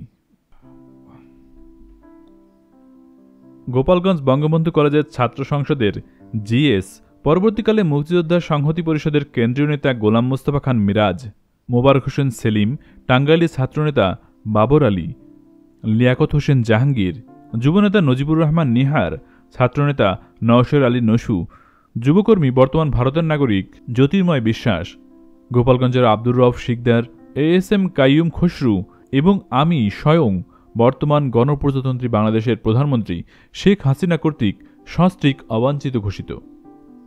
আমরা এই 10 জন এবং আমাদের নেতৃত্বদানকারী রবিউল আলম চৌধুরী ওরফে মুক্তাদির চৌধুরী সহ মোট 11 জন আগরতলা এমবিবি কলেজের ভিপি সঞ্জয় পালের বাড়িতে ময়লা নিষ্কাশনের ড্রেনের উপর পুরনো টিন দিয়ে একটি চালা বানিয়ে তার নিচে একটি বড় চৌকি ফেলে থাকতে লাগলাম। অবশ্য রবিউল আলম চৌধুরী ওরফে মুক্তাদির চৌধুরী সঞ্জয় পালের সঙ্গে ওদের ঘরে ঘুমাতো, আর 10 জন ড্রেনের উপর ভাঙা টিনের চালার নিচে ওই এক চৌকিতেই ঘুমাতাম। একজনের পাশে একজন করে 9 জন পাশাপাশি ঘুমাতো, আর আমি ঘুমাতাম সকলের পায়ের ধারে, কারণ পাশাপাশি 10 জনের জায়গা ওই চৌকিতে হতো না, তাই আমি সকলের পায়ের ধারে যেই জায়গা সেই জায়গাতেই ঘুমোতাম। একে তো প্রচণ্ড মশা, তার উপর আবার চতুর্দিকে খোলা, তার উপর আবার ড্রেনের উপর, তাও আর মশারি ছাড়া। মশারি নেই, এদিকে দিনের বেলাতেই মশা ধরত। এই অবস্থায় ঘুমানো তো কোনো প্রশ্নই ওঠে না। অবশ্য আমাদের ঘুমানোর জন্য 2-3টা কম্বল দেয়া হয়েছিল। সবাই কম্বল বিছিয়ে আর একটি কম্বল গায়ে দিয়ে মাথা পর্যন্ত মুড়িয়ে শুয়ে থাকত, আর আমি কম্বল না পেয়ে লুঙ্গি দিয়ে শরীর ঢেকে শার্টের ভিতর মাথা মুখ ঢুকিয়ে রাখতাম। আমি আর মোবারক হোসেন সেলিম অধিকাংশ রাত গল্প করে আর মশা মেরে কাটিয়ে দিতাম। মশা মেরে 2 বন্ধু মিলে আবার গুনতাম কত হাজার কতশো মশা ধরলাম। এইভাবে রাত পার করে দিয়ে সকালে পায়ের ধারে শুয়ে পড়তাম। যতখানি বেলা সম্ভব ঘুমিয়ে ঘুমিয়ে পার করে দিতাম, কারণ আমাদের কপালে সকালের নাস্তা খাওয়া ছিল না। তাই রোজকারের মতো শুয়ে শুয়েই বেলা পার করে দিতে চাইতাম। ত্রিপুরা রাজ্যের কংগ্রেস সেক্রেটারি রাধু গুপ্ত দুপুরের খাওয়ার জন্য ভারতীয় 1 টাকা 10 পয়সা এবং রাতে খাওয়ার জন্য 1 টাকা, তাও আবার রুটিন মাফিক নিয়মিত দিতেন। সপ্তাহে 2-1 দিন কিংবা তারও বেশি দিন বাদ যেত। অর্থাৎ কখনো সপ্তাহে লাগাতারভাবে, আবার কখনো সপ্তাহে 2-1 দিন কংগ্রেস সেক্রেটারি রাধুগুপ্ত টাকা দিতেন না। আমাদের টাকা দেওয়ার জন্য রাধুগুপ্তের আন্তরিকতার অভাব ছিল না, তিনি টাকা জোগাড় করতে পারতেন না, তাই আমাদেরকে দিতে পারতেন না। আর যখন টাকা দিতে পারতেন না, তখন আমাদের না খেয়ে থাকা ছাড়া আর বিকল্প কোনো পথ খোলা ছিল না। রাধুগুপ্ত রবিউল আলম চৌধুরী ওরফে মুক্তাদির চৌধুরীর কাছে টাকা দিতেন। রবিউল দিতেন শঙ্কর বোর্ডিং ও সাকার বোর্ডিংয়ে। বলা ছিল দুপুরে 1 টাকা 10 পয়সা আর রাতে 1 টাকার বেশি কাউকে খেতে দেওয়া হবে না। দুপুরে 1 টাকার ভাত, 10 পয়সার ভাজি, কাঁচামরিচ, পেঁয়াজ আর ডাল ফ্রি। রাতে 90 পয়সার ভাত, 10 পয়সার ভাজি, এই ছিল আমাদের বরাদ্দ। আমরা দুপুরে 1 টাকায় ভাত খেয়ে হোটেলে ক্যাশ থেকে 10 পয়সা ফেরত নিয়ে ওই 10 পয়সা দিয়ে বিড়ি কিনে খেতাম। কাপড় চোপড়ে আমরা এমনই ফিটফাট যে কেউ চিন্তাই করতে পারত না যে আমাদের পেটে ভাত নেই, পকেটে পয়সা নেই। আসন্ন শীতের কথা চিন্তা করে আমি আমার ডবল বেইস স্যুটটা বাসা থেকে সঙ্গে করে নিয়ে গিয়েছিলাম। আমি যখন ডবল বেইস স্যুটটা পরে আগরতলার রাস্তায় বের হতাম, তখন সারা আগরতলা নরনারী আমার দিকে, মানে আমার ডাবল বেইস স্যুটের দিকে তাকিয়ে থাকত। সারা আগরতলা শহরে আমার ছাড়া দ্বিতীয় কোনো ডবল বেইস স্যুট ছিল না। মেয়েরা তাকিয়ে থাকত আকর্ষণীয়ভাবে এবং ছেলেরা তাকাতো ঈর্ষান্বিতভাবে। কতজন জিজ্ঞেস করেছে এটা কোথা থেকে বানিয়েছি। বলতে হয়েছে কলকাতা থেকে বানিয়েছি, কারণ আমরা যে বাংলাদেশ থেকে এসেছি এটা ত্রিপুরা রাজ্য কংগ্রেস সেক্রেটারির নির্দেশে গোপন করতে হয়েছে। শুধু তাই নয়, আমরা যে মুসলমান এটাও গোপন করতে হয়েছে। আমাদের পরিচয় গোপন করে মিথ্যে পরিচয়ে থাকতে হয়েছে। বলতে হতো আমরা কলকাতা থেকে বেড়াতে এসেছি এবং আমরা সকলেই হিন্দু। আমাদের প্রত্যেকেরই একটা হিন্দু নাম ছিল। SM ইউসুফের নাম ছিল সরোজদা। রবিউল ইসলাম চৌধুরী ওরফে মুক্তাদির চৌধুরীর নাম ছিল রবি রায় চৌধুরী ওরফে রবিদা। আমার নাম ছিল অনন্ত দাশগুপ্ত ওরফে অনন্তদা। আমরা ভারতীয় হিন্দু নাগরিকের মিথ্যে পরিচয়ে ভারতের আগরতলায় থাকতে লাগলাম। আমাদের স্মার্ট ফিটফাট পোশাকের পকেট থেকে পাতার বিড়ি বের করে ধূমপানের জন্য আগুন ধরাতাম। তখন মানুষ অবাক হয়ে চেয়ে থাকত, মনে করত এটা আমাদের এক ধরনের শৌখিনতা বা ফ্যাশন। আসলে আমাদের যে বিড়ি খাওয়ার পয়সা নেই এটা আগরতলার মানুষ বুঝত না। পেটের ক্ষুধার কি জ্বালা তা আমরা হাড়ে হাড়ে বুঝেছি। মাঝে মাঝেই কংগ্রেস সেক্রেটারি রাধুগুপ্ত টাকা দিতে পারতেন না। এই টাকা না দিতে পারার ঘটনা পরপর 2-3 দিনও হয়ে যেত। ক্ষুধার যন্ত্রণায় আমরা কাতরাতে থাকতাম। আমি বলতাম আমরা কাজ করে খাই, প্রয়োজনে মজুরের কাজ করে আমাদের আহার জোটাই। কিন্তু না, আমাদের কাজ করাও মানা। আমাদের পিছনে ভারতের গোয়েন্দা লেগে থাকত, যে কোনো মুহূর্তে আমাদের গ্রেপ্তার করতে পারে। তাই কংগ্রেসের সেক্রেটারি রাধুগুপ্তের কথায় বাইরে এক চুলও যাওয়া যাবে না। ক্ষুধার জ্বালায় ছটফট করতে থাকতাম। ক্ষুধার জ্বালা সইতে না পেরে শঙ্কর বোর্ডিংয়ে গিয়ে হোটেলের মালিক দাদাবাবুকে মিনতির সাথে বলতাম, দাদাবাবু এই বেলাটা আমরা খাই, পরের বেলায় 2 বেলার পয়সা একবারে নিয়েন। শঙ্কর বোর্ডিংয়ের মালিক দাদাবাবুর এক জবাব, আগে পয়সা পরে খাওয়া, সোজা বের হন। হোটেলের দরজার পাশে দাঁড়িয়ে বেহায়া বেলাজের মতো দেখতাম লোকে মাছের মাথা, মুরগির মাংস, খাসির মাংস আরও কত কি দিয়ে খাচ্ছে। দাদাবাবু ধমক দিয়ে বলতো, দাঁড়িয়ে রয়েছেন কেন, যান পথ ছাড়ুন। এমন সময় ধীরে ধীরে হোটেলের দরজা থেকে সরে আসতাম। রাস্তার কল থেকে পেট ভরে পানি খেয়ে উদ্দেশ্যবিহীনভাবে হাঁটতে থাকতাম। এইভাবে চলতে থাকতো আমাদের দিন। আমরা মুক্তিযুদ্ধের কিংবদন্তি নায়ক আব্দুল কাদের সিদ্দিকীর নেতৃত্বে গড়ে ওঠা প্রতিরোধ বাহিনীতে যোগ দেওয়ার অপেক্ষায় দিন গুনতে লাগলাম। স্বেচ্ছায় সকল দুঃখ কষ্ট হাসি মুখে বরণ করে নিলাম। একদিন ৩২ ঘণ্টারও অধিক সময় অভুক্ত থেকে ক্ষুধার জ্বালা সইতে না পেরে টাঙ্গাইলের বাবর আলী ওরফে দীপকের সাথে ফন্দি করলাম। আজ দুজন হোটেলের মালিক দাদাবাবুকে কিছু না বলে অন্য কাস্টমারদের মতো সোজা খেতে থাকব, তারপর যা হবার হবে। পেট থেকে তো আর খাওয়া বের করতে পারবে না। ফন্দিমতো দুজনে সোজা শঙ্কর বোর্ডিংয়ের খাওয়ার টেবিলে বসে পড়লাম। হোটেলের প্রথম বয় যথারীতি আমাদের সামনে কাঁসার থালা দিয়ে গেল। দ্বিতীয় বয় গরম পানি দিয়ে আমাদের হাত এবং থালা ধুয়ে দিয়ে গেল। তৃতীয় বয় বালতি করে ভাত আর বাটি নিয়ে আমাদের সামনে এসে বালতি থেকে বাটি মেপে আমাদের থালায় যেই ভাত দিতে যাবেন, অমনি দাদাবাবু হাঁক, এই পয়সা কই? আমি বললাম, রবিদা নিয়ে আসছে। দাদাবাবু হাত দিয়ে ইশারা করল, বয় চলে গেল। সব কাস্টমার খাচ্ছে, আমরা দুই বন্ধু খালি থালা সামনে নিয়ে বসে আছি। সবাই খাচ্ছে, আমরা চেয়ে চেয়ে দেখছি, তাও আবার সামনে খালি থালা নিয়ে। এইভাবে কতক্ষণ ছিলাম জানি না। আমরা তো জানি রবিদা আসবে না, তারপরও রবিদা এখনো আসছে না কেন, চল তো গিয়ে দেখি। বলতে বলতে একসময় দুজনে হোটেল থেকে বেরিয়ে এলাম। তখন দুপুরবেলা। আমরা যেখানে থাকি সেই পাড়ার এক বাড়িতে ডেকোরেশন হচ্ছে। জিজ্ঞেস করলাম, দাদা এখানে কি হবে? ভদ্রলোক উত্তর দিলেন, সন্ধ্যায় কীর্তন হবে। শুনে আমরা তো মহা খুশি। কীর্তন হবে মানে কীর্তনের প্রসাদ হিসেবে নিশ্চয় খিচুড়ি খাওয়াবে। বেজায় আনন্দ নিয়ে দুজনে ঘুরে বেড়াচ্ছি। কখন সন্ধে হবে, কখন কীর্তন হবে, কখন আমরা খিচুড়ি খাব। দুজনে যুক্তি করছি, আমরা আগে খাবো, তারপর অন্য বন্ধুদের খবর দেব, নইলে আবার কোন ভেজাল বেঁধে যায়। রবিদা আবার যদি কীর্তনে আসা খিচুড়ি খাওয়া আমাদের নিষিদ্ধ করে।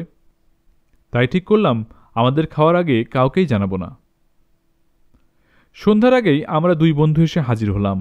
তখনও কেউ আসেনি। বাড়ির বাইরের লোকেদের মধ্যে আমরা সবার আগে এসেছি।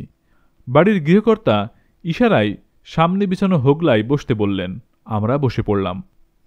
আমরা কোনো কথা বলছি না। কীর্তন শুরু হলো।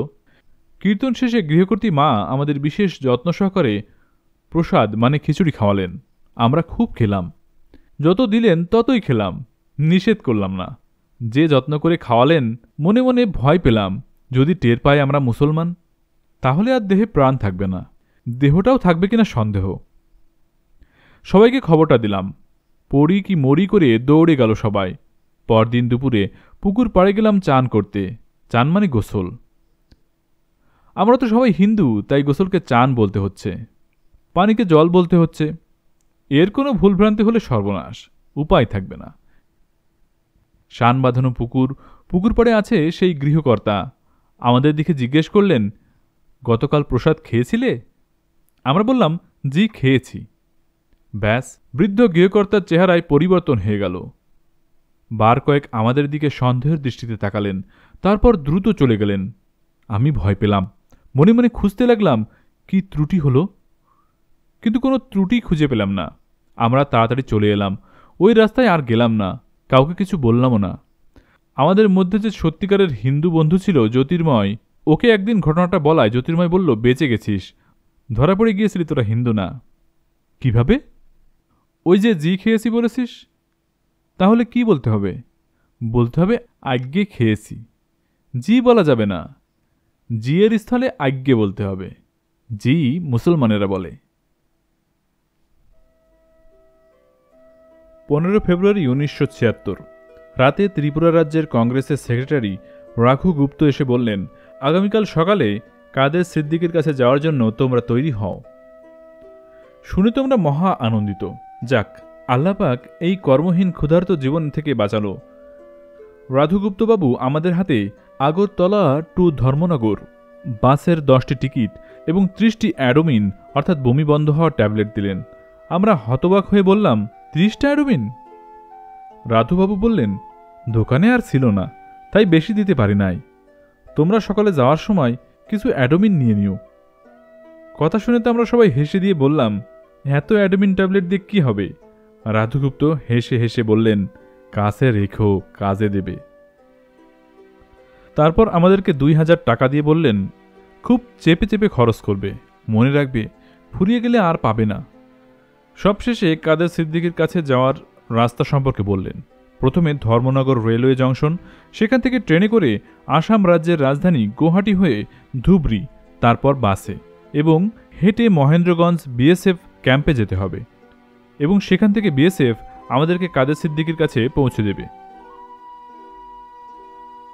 পরদিন সকাল 7:30টায় আগরতলা টু ধর্মনগর বাসে উঠলাম। বাসের সুপারভাইজার বলল, আপনারা সকলেই বমি ট্যাবলেট অ্যাডোমিন খেয়ে নিন, কারো দরকার হলে আমাদের কাছ থেকে ট্যাবলেট নিতে পারেন। বাস চলতে শুরু করলো। মিনিট 20 মধ্যেই আমাদের বাস উঁচু পাহাড়ে উঠতে লাগলো। কি অদ্ভুত প্রাকৃতিক সৌন্দর্য! চারদিকে শুধু গাঢ় মনোরম সবুজের সমারোহ, উপরে পরিষ্কার নীল আকাশ। পৃথিবী যেন নীল আর সবুজ এই দুই রঙে বিভক্ত। উপরে নীল আকাশ, তারই নিচে গাঢ় সবুজ পৃথিবী। মনোরম গাঢ় সবুজের ভিতর দিয়ে আমাদের বাসটি চরকির মতো ঘুরতে ঘুরতে পাহাড়ের উপরে উঠে যাচ্ছে, আবার ঘুরতে ঘুরতে নিচে নেমে যাচ্ছে। ইতিমধ্যে বাসের মহিলা যাত্রীদের বমি শুরু হয়ে গেছে, সেই সাথে কিছু পুরুষ যাত্রীও বমি শুরু করেছে। বাসের তীব্র ঘূর্ণনের ফলে আধা ঘন্টার মধ্যেই মহিলা যাত্রী সকলে বমি করে ফ্ল্যাট।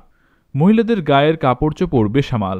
পুরুষ সঙ্গীরা প্রাণপণ চেষ্টা করেও মহিলাদের কাপড় গায়ে রাখতে পারছে না। এরই মধ্যে পুরুষ যাত্রীদের অর্ধেক বমিতে সামিল হয়েছে, তার মধ্যে আমাদের কয়েকজনও আছে।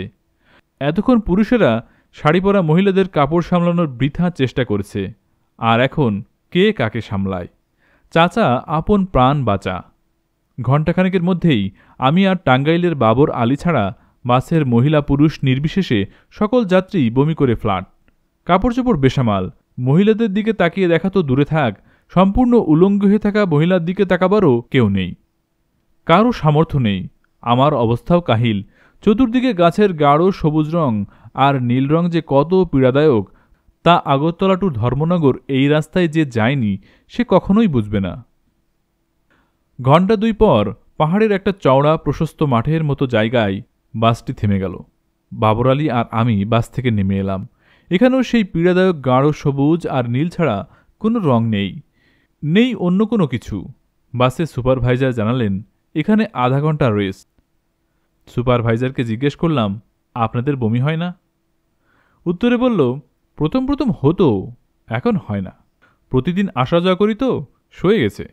তাছাড়া আমরা রাত থেকে ট্যাবলেট খেতে থাকি, রাতে 2টা খাই, সকালে খালি পেটে 2টা, নাস্তার পর আরও 2টা, তারপর বাসে উঠি। আমি আর বাবর আলী ঘাসের উপর টান টান হয়ে শুয়ে পড়ি। বাসের অন্যান্য যাত্রীরাও শুয়ে পড়ে। আধা ঘন্টা পরে বাসের চালক যাত্রীদের বাসে উঠবার জন্য হর্ন বাজাতে থাকে। আমরা সবাই বাসে উঠে পড়ি। বাস চলতে থাকে। ঘণ্টা 3 পর ধর্মনগর এসে বাস থামল। আমরা বাস থেকে নেমে ধর্মনগর রেলওয়ে স্টেশনে গিয়ে গুয়াহাটি হয়ে ধুবড়ি যাওয়ার টিকিট কাটলাম। ধর্মনগর রেলওয়ে জংশন ঢাকার কমলাপুর রেল স্টেশনের চাইতেও বেশ বড়। ত্রিপুরা রাজ্যের সাথে কলকাতা সহ সমস্ত ভারতের এটাই হচ্ছে স্থলপথে একমাত্র যোগাযোগ ব্যবস্থা।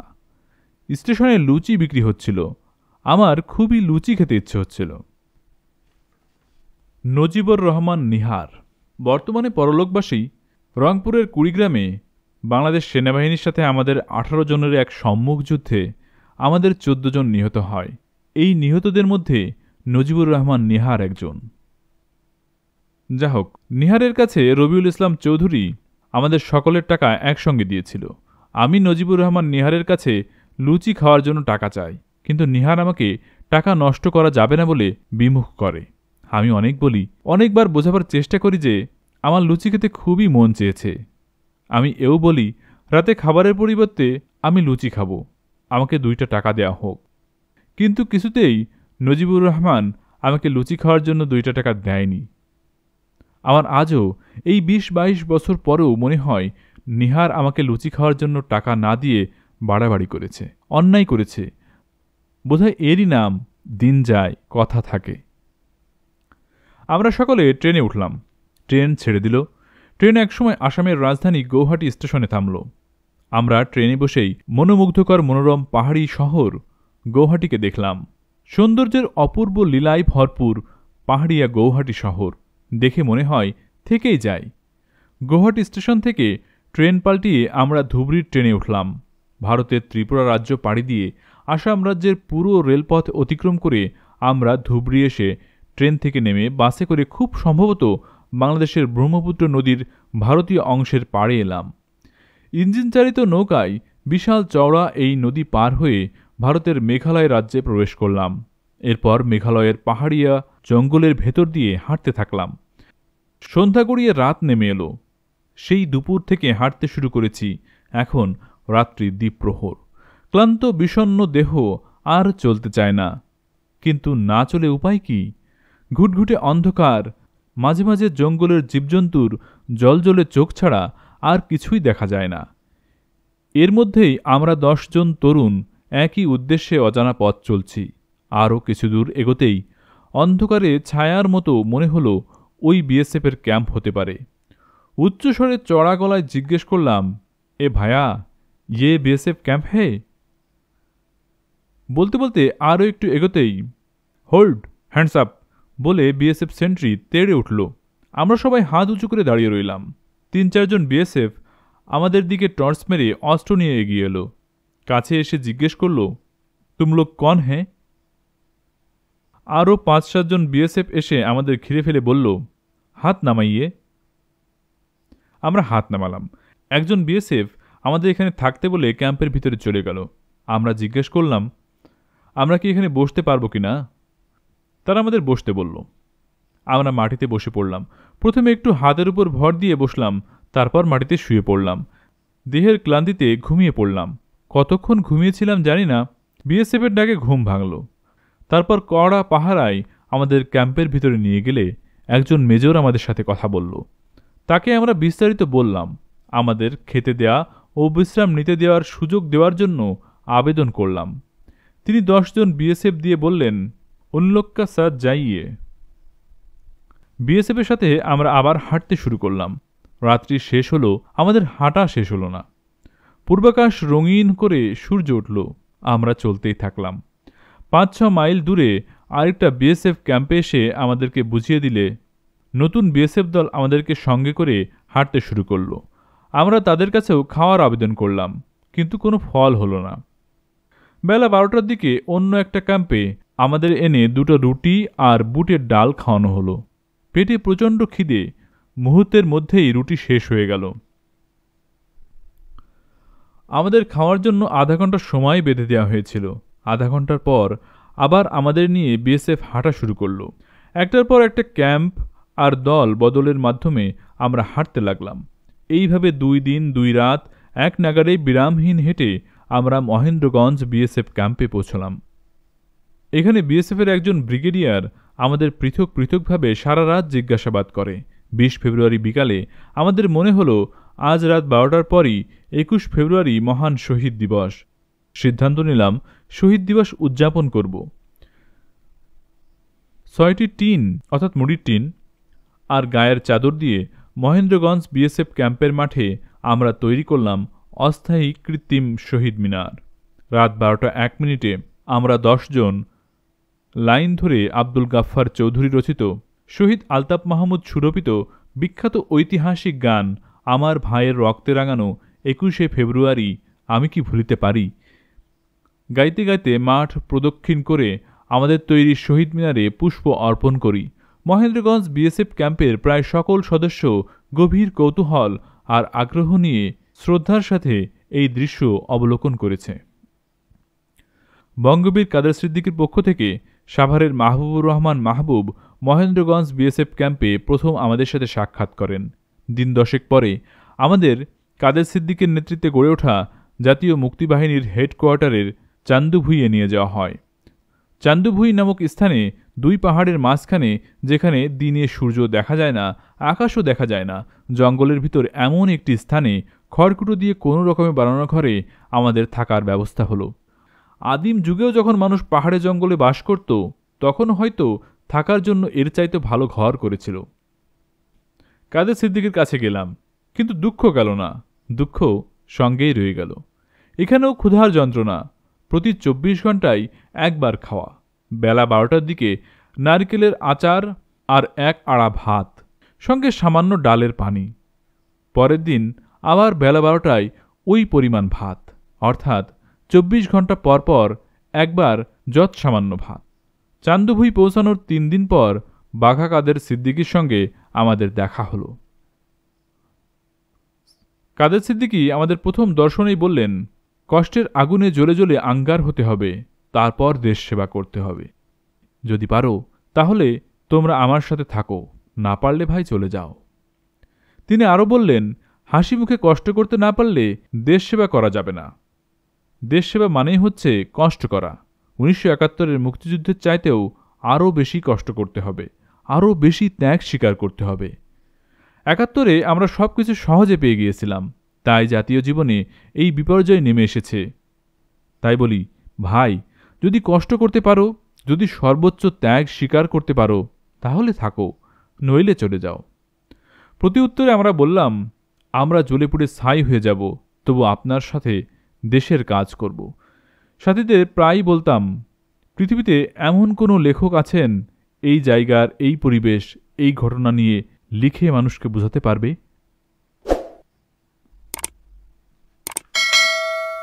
আজকের পর্বটি এখানেই শেষ হলো।